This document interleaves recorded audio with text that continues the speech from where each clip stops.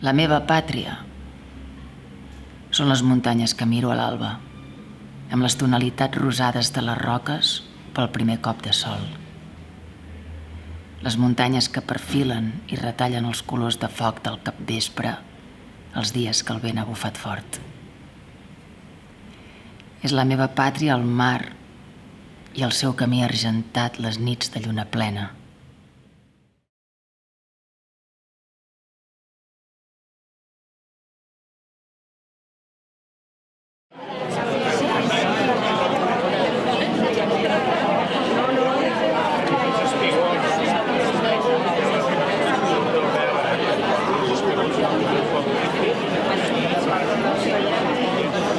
Ja estem tots preparats, així que donem el tret de sortida en aquest acte de la presentació del llibre de Zoraida. Primer de tot, volia agrair-vos i donar-vos la benvinguda a la biblioteca. Zoraida, gràcies per estar aquí. Donar-te l'enhorabona per poder fer aquest llibre, la Montse Castellà. Sé que és fruit de passejades i de moltes trobades, i ha estat possible. Era un llibre que nosaltres teníem moltes ganes de tenir-lo ja i poder consultar-lo i llegir-lo. Zoraida, han estat molts anys d'amistat, ja saps que vam coincidir a la Biblioteca Oliver de Boteller i només puc dir que gràcies per ser companya i tot el que vaig aprendre. Vinga, doncs som-hi i comencem. Tants anys demostrant el seu compromís social amb la seva feina i amb la cultura i la literatura. Molts, Zoraida, t'hem vist de ben menudets i ben joves treballant a la Biblioteca Popular de Tortosa al carrer Rosa I i després al Palau Oliver Boteller, tota la vida entre llibres que esperem que continues oferint-nos. Zoraida ha estat una de les representants que van permetre impulsar la cultura en l'època grisa de la postguerra. Ella, penso que en l'anhel de ressorgiment que va exercir al costat d'altres grans noms de les lletres tortosines que tots coneixem i tots pensem ara en aquest moment, va fer brotar un anhel d'aire que amb el temps penso que d'igual manera ha influït sobre les persones que actualment podem dir que formen el món cultural a l'Ebre. L'obra poètica de Zoraida ens remet a una mena d'exili interior, diria jo, volgudament assumit per una persona en què la soledat i el silenci aparentment delaten una fragilitat emocional gran, però alerta, la biografia de Montse en realitat el que ens descriu és una dona ferma de conviccions absolutament vigoroses. Hi trobareu una Zoraida lectora impenitent, diu allò del jo m'acuso que m'agrada llegir i llegeixo en un poema. Ben formada en el món de la biblioteconomia, el lloc avui és òptim, és el seu espai natural. No podia fer-se, òbviament, la presentació en un altre lloc. Poliglota, grafòloga, pintora, restauradora, viatgera incansable. Salvador Espriu la va introduir, més l'obra de Salvador Espriu la va introduir al conreu de la llengua catalana. I avui en dia tenim una obra, un llegat important, amb un reconeixement tardà, si voleu, però Déu-n'hi-do, el llibre, el Premi de la Crítica, les obres completes, és un reconeixement important del país, però encara tenim un recorregut de reconeixement, jo diria que molt més gran. Partint d'una anècdota bonica, i és que el primer recital que vaig fer quan els Diplococos encara anàvem per l'Ebre, a Tortosa, la Zoraida em va obrir casa seva perquè em pogués canviar de roba amb la Guillermina Mota. I és curiós com la vida, les sínies de la vida van donant voltes i estic molt content d'avui, no perquè canviï res, però oferir-te aquestes petites paraules.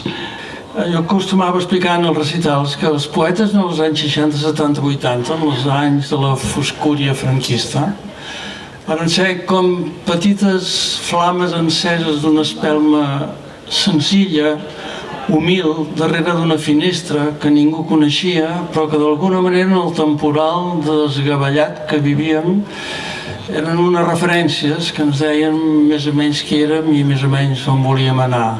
Aquesta és la gran feina dels poetes com tu, que humilment, sabent que les seves paraules, vés a saber si tindrien sortida, escrivien per fer-nos aquests senyals. I voldria dir que això segurament, aquesta enyorança del temps, la preocupació del temps, és perquè tota la gent que tenim una certa edat Veig que diuen la teva, molt mal educats, l'he vist.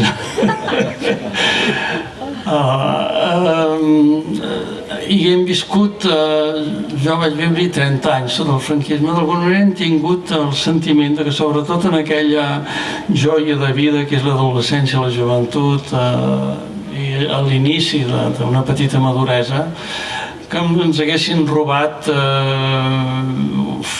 quelcom que no podrem recuperar. Això potser ens ha fet millors poetes i millors cantants, però segurament com persones ens ha frustrat una miqueta, per dir-ho d'alguna manera. Zoraida, ja ho sabeu, és aquella poetessa petita i bibliotecària, intel·ligent i sensible, agosarada i tímida a l'ensems, que mai no va obtenir ni una ratlla, almenys de cortesia, de l'oficial cultureta casolana. Déu els conservi la vista. Ja sé que tu no volies parlar, però és que l'acte d'avui és un acte de justícia, ho sabem, perquè has fet molta feina i sempre molt callada, i, bueno, és com ets tu, no? Però de vegades s'ha de posar en valor aquesta feina que feu la gent que sou i porteu a l'interior. Les teves obres, els teus treballs i el teu compromís antifranquista, i vull ressaltar-ho molt, social antifranquista, i el teu compromís a la cultura t'han fet el que jo diria la petita gran dona de les lletres tortosines. I penso que és així, la petita gran dona de les lletres tortosines. Si això no sé per no funciona. Jo només vull donar les gràcies a tots vosaltres, a l'editor, Miquel Àngel, moltes gràcies, a tu, a Llach, a Lluís Llach, t'he retrobat després de 50 anys. Però moltes gràcies perquè ets molt bon amic.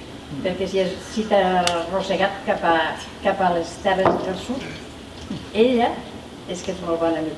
O sigui que moltes gràcies. I a tu també per representar l'Ajuntament i totes aquestes coses. I tots els que heu vingut, que moltes gràcies. I l'altra cosa que us volia dir, que Montse és una força de la natura, una cosa d'una tenacitat extraordinària. I de totes les coses que ha dit i que heu sentit, si baixeu una mica el to, me trobareu a mi. Però baixeu-lo, perquè és terrible. Moltes gràcies, Montse.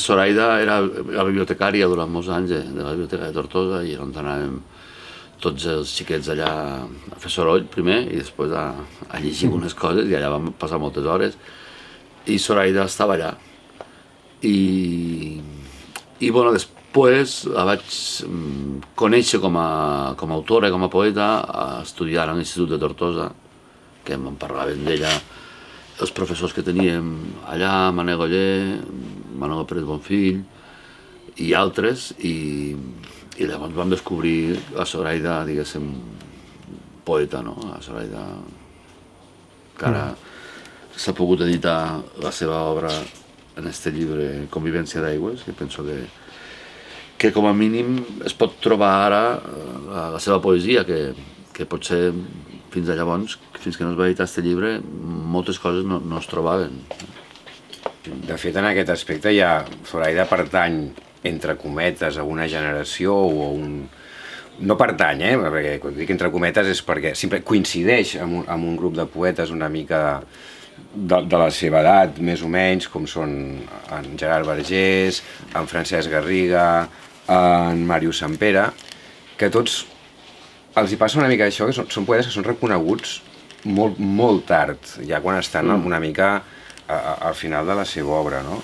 I en part això és perquè fan una obra que no encaixa amb res del que està una mica en boga als anys precisament 70s, 80s, això de la poesia social, etc. No encaixen, tenen un llenguatge, tots ells, cada un d'aquests tres, absolutament inclassificable, no? I a més, coincideixen que és gent que no fa vida social literària, no està en els cercles, en els cenacles. A més, la Zoraida té l'inconvenient aquesta que està a Tortosa, en una època doncs, també es desconeix profundament tot el que no és central, no? És centralitzat. I aleshores hi ha una feina molt important. En aquest sentit, aquesta feina l'han fet poetes més joves de Tortosa que, bueno, en certa manera, han anat ensenyant. Jo conec l'obra de Zoraida Burgos gràcies sobretot a l'Andreu, a l'Albert, a Roig, a Josep Ramon, tota aquesta gent que de sobte et fan descobrir una veu nova, no? Jo que només vull dir que Zoraida és una pintora, però que pinta les olors. És la gràcia, és que és una pintora de les coses més íntimes. I realment és pintora, perquè li agrada pintar, però sempre hi ha l'olor. Estava amb ella i sempre està olorant-ho tot. L'olor de la figa, quan estava collint-la, l'olor del gessamí. I llavors això, simplement això, ja la fa com una poeta diferent de... Bueno, els poetes sempre estan amb les olors i la sensualitat, però la seva sensualitat és un raig de llum del mar, del riu, les olors, llavors les olors. Era el riu i el corrent que feien sonar els còdols. I era el canyar i el llot i les arrels dels albes i l'aigua desbarrada que engoleix el soldó i despulla i descarna. I els tamarius que freguen tatuatges, filigrana carnal sobre la pell, tan jove. I era l'olor de fang, d'humit, de llac, de llims, de rònec, de desig. I era l'aigua i el somiar i el món immens, i tot era obert i tot era possible. I la mirada horitzontal desconeixia els límits, i el temps era el·líptic, i tenia 2 eixos. Jo, com que he parlat de Blaus, que va ser el meu descobriment com a lector de Zoraida, llegiré un poema de Blaus. Fragmentada la mar s'arrissa en canviants reflexos sense veus, iridescents partícules d'un espill esquinçat, navegada llum al fons de la retina. Un temps tan desertat, el meu, i encara hem fet records.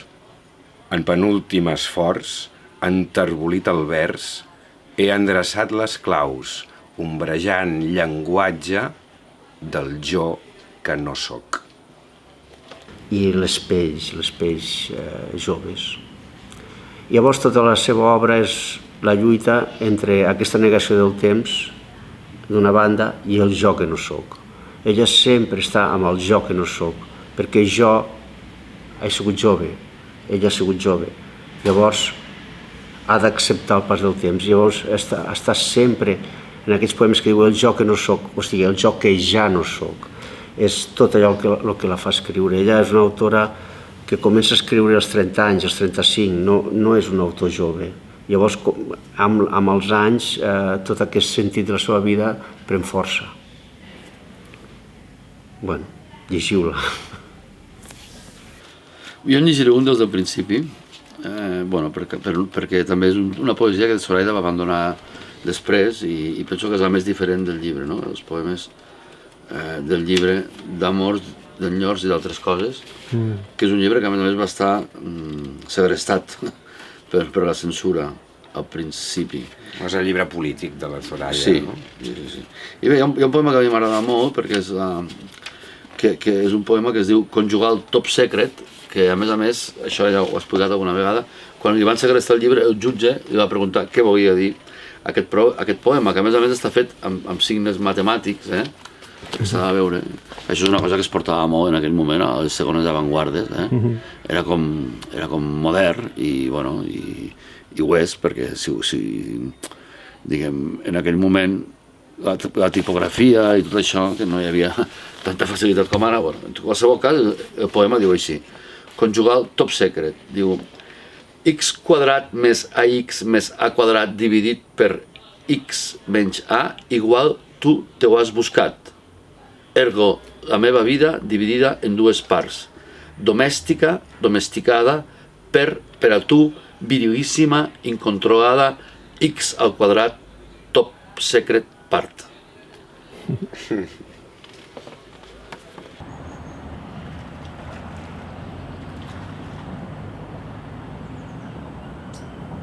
I el riu te surt, no? Se sap que s'està al riu.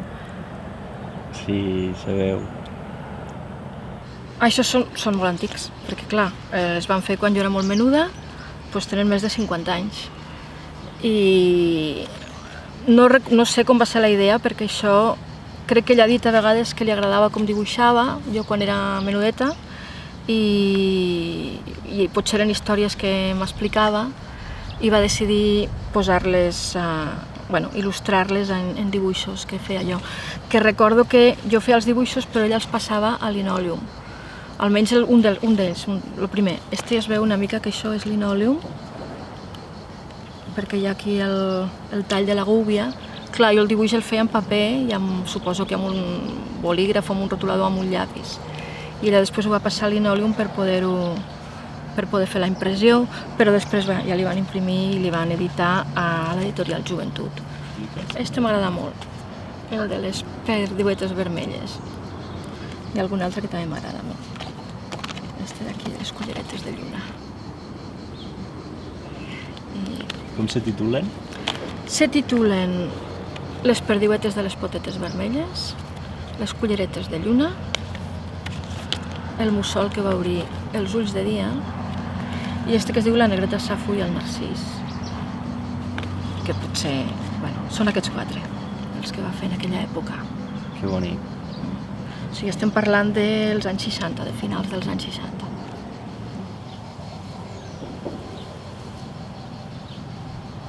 Les perdius. Les perdius, aquí els caçadors. T'ho passo? Bueno, aquí estan el caçador, però aquí estan les perdius amagades. I aquí les perdius salvades.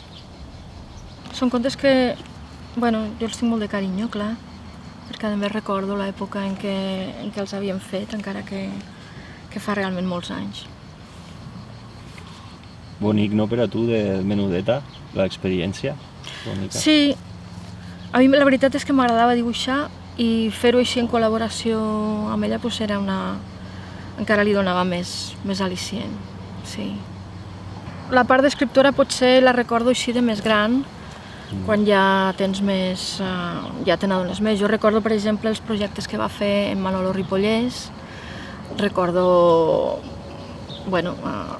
quan estaven decidint com ho farien, o veure les primeres proves de les que no es pot il·lustració, perquè és més que il·lustració, era una obra on tenia tanta importància el text com l'art d'ell, no? Però sí que recordo alguna trobada que havien fet a casa i després veure com havia quedat el llibre, això ho recordo molt, particularment els que havia fet amb ell. I després algun altre recordo també quan la vam acompanyar a Tarragona pel llibre de l'obsessió de les dunes, que havia guanyat un premi, records així dispersos de cada una de les seues obres, però sí, bons records. Llavors aquesta idea del riu i el mar i la convivència d'aigües és molt important perquè per a ella és la convivència entre les persones. Ella és una persona que vol, perquè volia quan era jove i creia que les persones podien conviure juntes, les ideologies, les persones.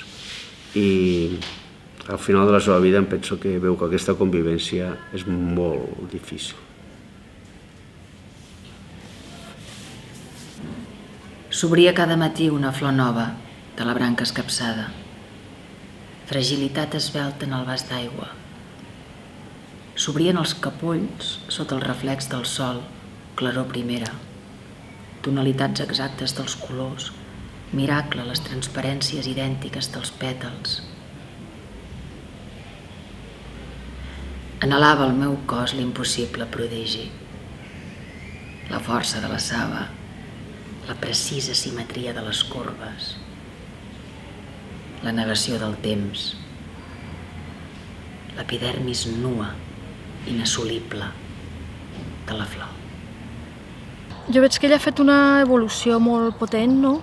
I que és molt diferent el que feia inicialment al que ha fet en els últims anys. I personalment m'agrada més el dels últims anys, perquè trobo que ha arribat a un punt de molta depuració d'estil i de conceptes i que és molt la seva veu i potser les de... Sí, més els dels últims anys que dels inicials, però bueno, m'agrada molt veure tota la seva trajectòria també.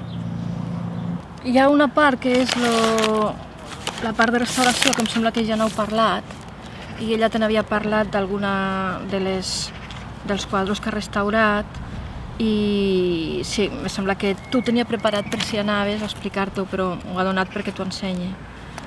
Que una és aquesta d'aquí, aquesta està a casa seva, si un dia vas i parles en ella ja t'ho explicarà ella, però ella et volia explicar que el va comprar que estava en molt mal estat, que aquí hi havia unes pinzellades molt vastes i quan les va treure van aparèixer restes d'uns jasmins i bueno, ara està en els jasmins que es veuen bé i bueno, és un quadre molt bonic. Hi ha algun altre, però això pot ser que millor que ho parles amb ella i ja t'ho explicarà si vas per allà.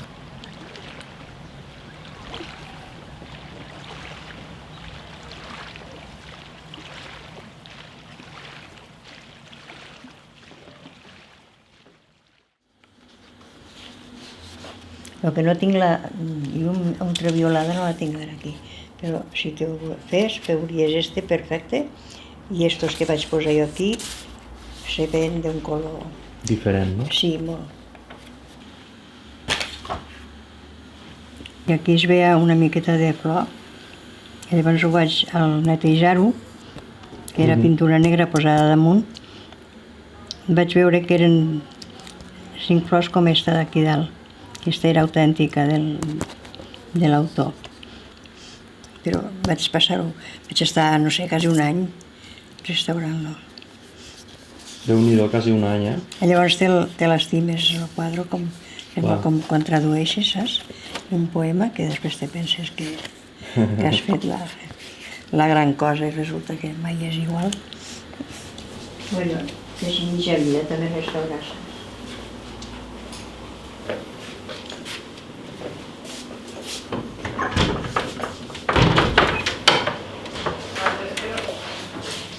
Mira, això d'aquí, veus?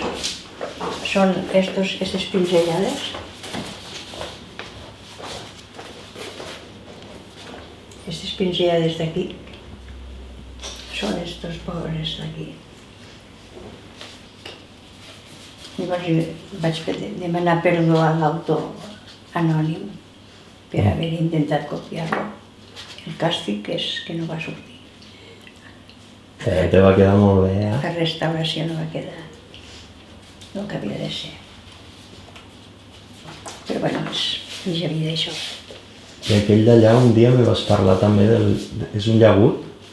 Sí, allò ho va pintar Ripollès Manolo. Sí. Una exposició que va fer. Això era com a fang de... Hi havia un estancat allí al fang, saps? El motor per a pujar, però la baixada va ser seguint el riu. I al passar per Amposta, pel pont d'Amposta, ens vam parar perquè hi havia un concurs de lanxes de velocitat, saps? I això d'aquí, el vaig comprar a Barbastro, que estava cremat d'una ximenea o no sé què. I llavors ho vaig portar a l'escola. I era policromat, perquè això blanc que es veu és la base de la policromia.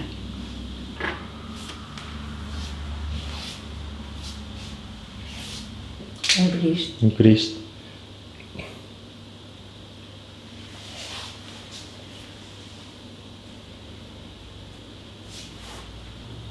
I això pues, era la base la base que es posa abans de pintar sobre la fusta. Com l'has viscut la relació en la religió? O és com a obra d'art que t'interessa més? Sí, no. Com una obra que em va interessar. I esta és una figura de Cinta Sabater. Bé, Zoraida ens vam conèixer perquè es va matricular als cursos monogràfics de l'Escola d'Art. En aquells anys hi havia el taller encara continua, el taller de restauració. Bàsicament, ella el que més sempre li ha tret ha sigut la pintura. Tant si venien a ceràmiques o d'altres institucions, no s'hi trobava tan a gust. Doncs ella sempre ha participat més en aquest àmbit. Sempre ha tingut habilitat i destresa i sensibilitat, en definitiva, per fer una mica el que seria els acabats, la part més de restauració, que és recuperar la imatge de l'obra. La restauració tens molts tractaments, els primers són més de consolidar, de conservar l'obra, però després hi ha uns tractaments que són més de recuperar la imatge, de recuperar el color, de recuperar la forma, i aquest és ella on es troba més a gust, sobretot aquestes pèrdues, les llacunes que diem que no hi ha pintura, doncs tot això s'ha d'anivellar i s'ha de tornar a recuperar el color, i ella realment sempre hi té aquesta sensibilitat necessària per trobar els tons adequats i la manera de fer-ho. Realment ella ja se li veia, vull dir que li apassionava aquest treball, el va descobrir, no el coneixia, ella no venia d'aquest món, evidentment, de treballar a la biblioteca, d'autora, de narratives, de poesia, etc. Però aquest món no el coneixia i aquí és on el va descobrir. El 2003 vam iniciar una revista, la de Restaura, pròpia iniciativa dels alumnes d'aquell moment, perquè de veritat he tingut molta sort, jo com a professora de tot aquest grup de gent que ha anat venint. Zoraida, la Josepa Ribera i jo, els tres que anàvem portant aquesta revista. 10 anys, vull dir, 10 números vam estar fent, i ara l'11è la Zoraida també ha participat. Me'n vaig enamorar pels estrips, pel mal estat de la pintura, de la tela, i vaig veure un treball de restauració i de neteja molt interessant. Per sota dels pegats de vernissos i de brutícia s'endevinaven uns cels d'unes tonalitats riquíssimes. Crec que van ser els forats de la tela i els pegats indiscriminats i esgrogueïts de vernís, allò que em va cridar l'atenció i em va fer detenir i tornar a considerar el petit quadre que penjava en un mur arraconat de la casa de subhastes. Clar, aquí ja te diu que com s'enamora ràpidament de les obres, de les pintures. Els meus coneixements de Zoraida ha sigut a través dels contes infantils, de la prosa, sobretot com a poeta. Vull dir, és poeta per naturalesa, no? I realment, quan me va fer aquesta presentació d'aquest llibre que em van fer, me va fer adonar de la meva manera d'expressar-me a través de l'escultura, perquè, clar, vas interpretant i fent el que t'agrada, però ella m'ho va definir d'una manera que me'n fa adonar realment de lo que he fet, no? I llavors te fa pensar. I no sé si vols que llegui un fragment. Diu, les escultures, les dones de Cinta Sabater són una sola dona i són totes les dones. Són una sola dona, forta, tendra i alhora poderosa, i són dones mares, amants, soles, confidents, treballadores del camp, adoratrius del sol i de la lluna, mediterrànies, caminants, acollidores. Són figures de formes contundents i dolces, on cap aista no fereix la pell ni els ulls que s'hi acosta. Dones de mirada i expressió absorta, expectant o absent, que estranyament t'apropen un missatge de pau i de repòs. La conec, a Zoraida la coneixia per Leonardo, per l'Albert, per l'escola. I és d'aquestes persones que són un tòtem, perquè saps allò que són tan grans que te fa cosa, no? I, bueno, sempre havien tingut vincle i tal, a ella li agradava la part creativa i la part meva de dibuix també. I en un moment donat vaig tindre poca vergonya de preguntar-li si li agradaria que féssim alguna cosa juntes. I em va dir, home, ja tocava. I dic, ja tocava, i jo em vaig quedar sorpresa, no? Diu, sí, diu, a més ja ho tinc preparat. I vaig decidir fer aquest embolcall. És un embolcall que es queda una cosa hermètica, però que a la vegada no està lligada, perquè la Zoraida també és una persona molt lliure, i jo també, i no ens agrada. I era una mica allò d'un objecte que es pot desplegar. És cert, la mirada té moria horitzontal, que és quan estàs en aquell punt en què tot és negre, perquè en un moment donat has tingut un ensurt tan gran que ho has de pair i ja estàs en posició horitzontal a veure què passa, no? Però pensant en ella i pensant en mi, me n'aniré a l'últim, que l'últim és quan ja és brutal, este és absolutament emocionant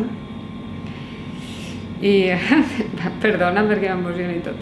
El número 7 i en l'última frase, que és i ens ofereix el goig de viure altra vegada, que és quan tot has aconseguit recomposar una altra vegada el teu imaginari, la teua vida, no? I és quan tot continua i torna a sortir el sol, no? I per tant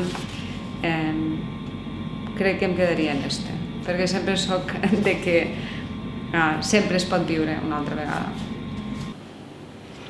I clar, vull dir, reflexiones i penses i te fa entrar en un món que tu, clar, sense aquesta mirada poètica, doncs potser no hi arribaries, no? Gràcies, Zoraida, perquè te dona ànims. És una persona sàvia, és una persona...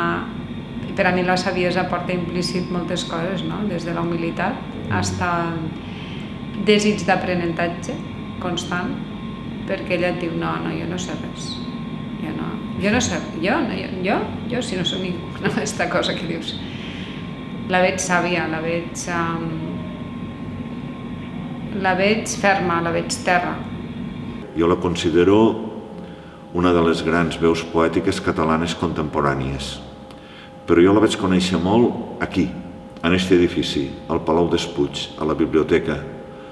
Ella havia estat bibliotecària de carrera, de professió, i havia exercit a Ulldecona, a Amposta i molts d'anys a Tortosa. I era un goig, un plaer vindre en aquesta biblioteca com a lector i a vegades també com a membre de jurats literaris infantils o de premis literaris que convocava la biblioteca. I ha sigut sempre una persona molt viatgera i que li ha agradat conèixer altres llocs. I París era també com un referent per a ella i molta gent de la seva generació. I hi havia una persona d'aquí Tortosa que vivia a París, que és Mari Cugat, i moltes vegades s'allotjaven a casa de Mari Cugat. I viatges a París, jo recordo de menuda moltes vegades que havien estat ella, el meu pare, després també ella per la seva banda, i sí.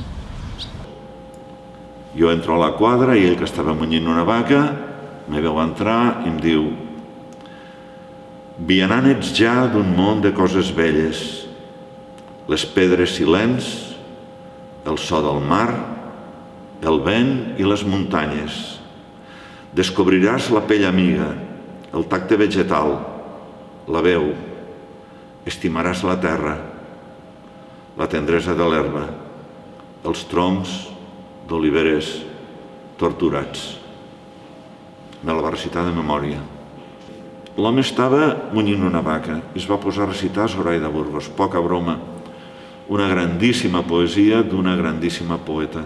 La versió inicial d'ella, dels textos, sempre és fruit, me fa l'efecte d'un procés intel·lectual molt pensat, que ja quan ho posa en paper ja té molta força, ja hi ha una condensació d'idees i de temes que expressarà, que ja a la versió inicial ja es veu i que després ho treballarà per donar-li forma i fins que està satisfeta de la forma que ha agafat el text. I aquesta combinació de coses, la solidesa que ja té inicial i després el treball que li dona forma i que li dona una cadència i una fluidesa que penso que és molt característic d'ella, penso que això combinat és el que li dona una excel·lència, i no és perquè sigui la meva mare, però li dona molta qualitat com a escriptora. I després me'n recordo d'això, això em sembla que t'ho vaig explicar, que quan no sabia com fer una persona asseguda i em va sortir això i llavors pensava que cau de la cadira. Sí. Els formatges i els poals. Això, els formatges eren com els que feia Tibeta. Això sí que me'n recordo. Ho vam passar bé. Sí, jo me'n recordo. Però d'estes del que tinc més record, no sé per què. Però sí. Vull dir, era molt menuda, però me'n recordo dels moments d'estar dibuixant-ho. I això ho vam presentar per televisió. I no sona? És que li treu el timbre perquè estava ell enregistrant.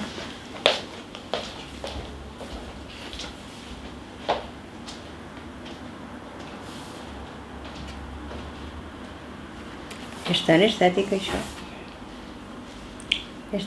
Això, només això ja. Em faria comprar.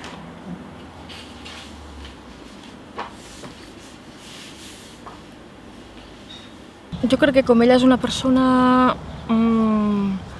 que té el seu món i els seus amics i podria estar a qualsevol banda i no passaria res, no li canviaria la seva vida i la seva experiència i la seva creativitat. Sí que és veritat que potser com a poeta ha sigut menys coneguda pel fet d'estar en aquestes terres i no a una ciutat més gran com Barcelona.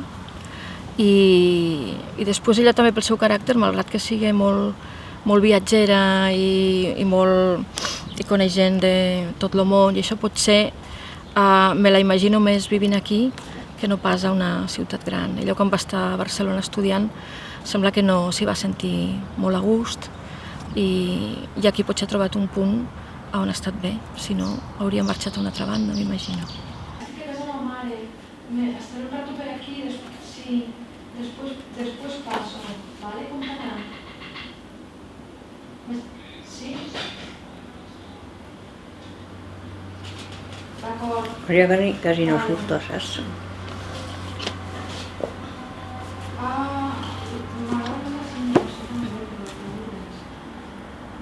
De nit, vols dir? Què? Que quasi no surts de nit. No, ni al carrer, ni molt poc. He de caminar, m'ho diuen. D'acord, ja faré cap. Molt bé. Però estos dies de tanta calor. Sí, després te veig. Ja sí, fa molta calor realment. No tenia ni Fins ara, carinyo. Adéu. O és pronte pel matí o per la tarda així més al tard, no?